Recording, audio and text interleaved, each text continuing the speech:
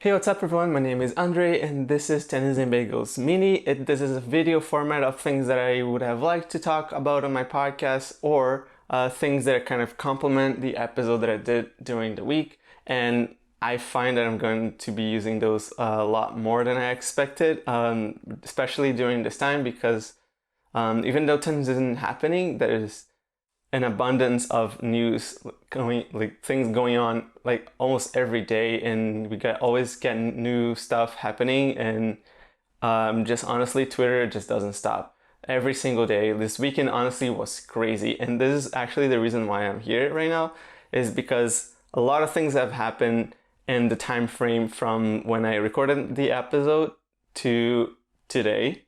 And let's start with one of the things that ended up happening in relationship with all of the Black Lives Matter protests happening in the US right now. And I happened to the statue of one of the players that I've actually mentioned in my episode 18, which I'm leaving in the description, about Black tennis players who had a huge impact in the game.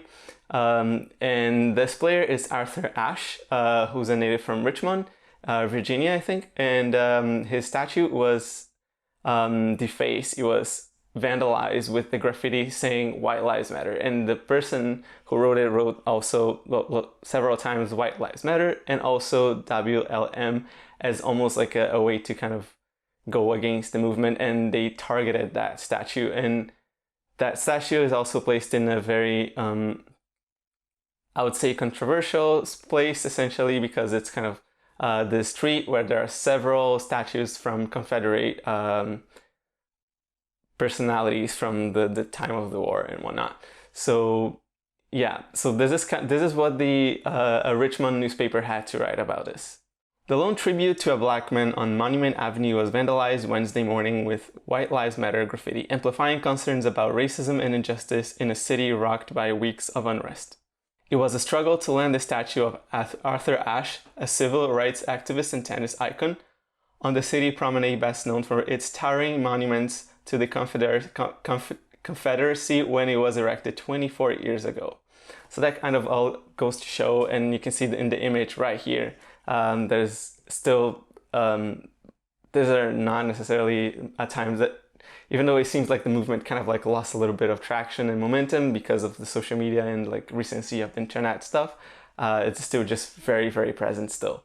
The second point that happened during the weekend, which is essentially right after I finished my podcast, I actually finished the podcast and I checked out Twitter for a second, and then there was the news that Dylan Alcott, wheelchair world #1 and US Open champion, called out the USTA and the US Open organizers for being discriminatory against wheelchair players, and he called them disgusting in a tweet. Like, I mean, the decision for doing that disgusting. And what ended up happening is that he ended up contacting and being in touch with like journalists and other players, including Andy Murray, Roger Federer, and Rafael Nadal, I believe. I don't know if he ended up being in contact with Djokovic as well, but since then, the USTA released a new statement saying that, well, apologizing for not including the wheelchairs competition, and also mentioning how they actually never got to talk to the players about this and try to get to a solution together with them, because those are the people that get affected the most, who are the players. And there is a thread of tweets in which Dylan mentions how there's a difference between mixed doubles and the doubles and the juniors, and stating that essentially the doubles players and the mixed doubles players, they can still also play the singles tournaments from their sexes, and the juniors players don't get paid for it, so it's not their professional careers really. So that was a big difference. And people were defending the US Open, saying that it wasn't necessarily a decision based on discriminatory issues, but more like a business one, because the wheelchairs would not grab as much revenue. But honestly, the fact that they never really talked to the Wheelchair Tennis Association, if there is one, or the players, if they're just kind of representing themselves independently, that's already a problem. And they're working on that. We still have no updates. The last one that we have had was just this one that I'm showing right now on the screen, about them just kind of like being having talks underway about it. And Dylan seems to have kind of calmed down a bit on Twitter about that. So I'm assuming that things are really actually on the way of negotiation right now. And the last crazy thing that ended up happening this weekend was mostly on Saturday and Sunday, and I think today got a little bit of that still, is that, as I mentioned still in the podcast from last week, about the exhibition matches and the comeback of tennis, the Adria Tour, or Adria Tour, I don't necessarily know, but it's a tournament, like an exhibition tournament organized by Novak Djokovic, in which he got a bunch of tennis personalities to come and play, a bunch of big names, Dominic Thiem, Alexander Zverev, Borna Coric, Marin Cilic, Grigor Dimitrov. They were all invited to play in this tournament, and this tournament was notorious lately from being controversial because of COVID-19.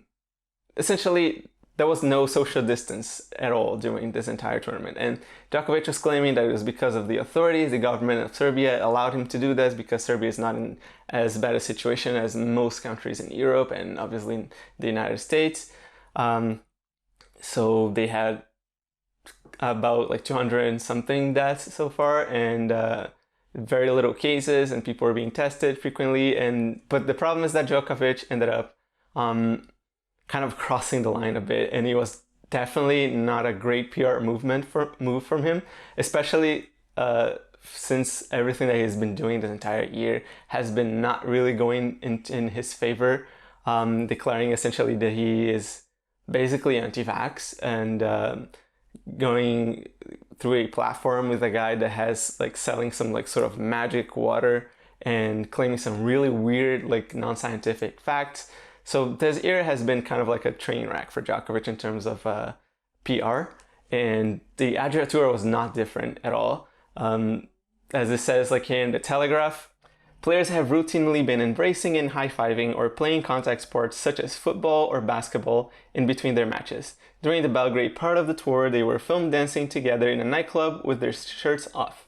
And with a strong field that also includes Dominic Thiem, Alexander Zverev, Marin Cilic, and Borna Coric, this one positive case could potentially have lasting repercussions. That is one positive case, and actually right now there's been a few. Notoriously, Grigor Dimitrov was the first one who announced that he was feeling bad during a match and declared that he had a high fever the night before the match that he played. He didn't even fist bump. He just kind of like complimented the player from the other side of the net in a safe distance, and he came out with the announcement that he has now tested positive for COVID-19. And since then, Borna Coric has tested positive for COVID-19, and Zverev has tested negative, and Dominic Thiem has also tested negative as well. People are questioning about like the effectiveness of the test. Apparently it takes a little bit of time until they actually know, but honestly, they've been in so much contact lately. As I mentioned, they played soccer and been to nightclubs and, you know, all the things that most people are not really doing lately. So the other player, and another bad move for Djokovic during this time actually was the fact that he refused to take the test because he was not feeling any symptoms. So his whole team up to yesterday had not taken the test to see whether they had suffered from contagion or not. But since today, apparently he released a statement in which he has tested for COVID-19. He's still waiting the results, and his family as well. And the latest news was the fact that his physical trainer, I don't know his name, he tested positive. So a person who is constantly with Djokovic, who is constantly in very close contact with Djokovic, has tested positive for COVID-19. And this whole tournament has just kind of gone crazy right now. And this whole situation is something that people have been saying since the beginning. What the crap is going on? The audiences are very large and everybody's sitting together. Nobody's wearing masks. It's just a complete disregard for an entire world and wealth of information that we have in terms of and how we should be practicing social distance. So this could compromise maybe the comeback of tennis in August. We'll see. We'll have to see where that leads to. But yeah, they did release, the Adria Tour did release a statement saying that they were actually following all the protocols from the government. But I do think that since all of the things have been going with Djokovic and this past year, well, this past few months, he should have been a little bit more careful about it, and should have been a little bit more cautious in terms of going on and like making a tournament happen like as if there was nothing going on in the world. I think he could have been a little bit more mindful about that, and he's honestly going to pay the price, even if things are not necessarily his fault. Even though people did not necessarily catch COVID from the tournament, they were in such close contact with each other that everybody around that circle could be tested positive at this point. So we never really know. We're just gonna have to wait until this week passes so we see. And that's essentially what we got for the news brief. This weekend has been absolutely nuts in terms of news. And yeah, I'll see you later in the next podcast. Bye bye.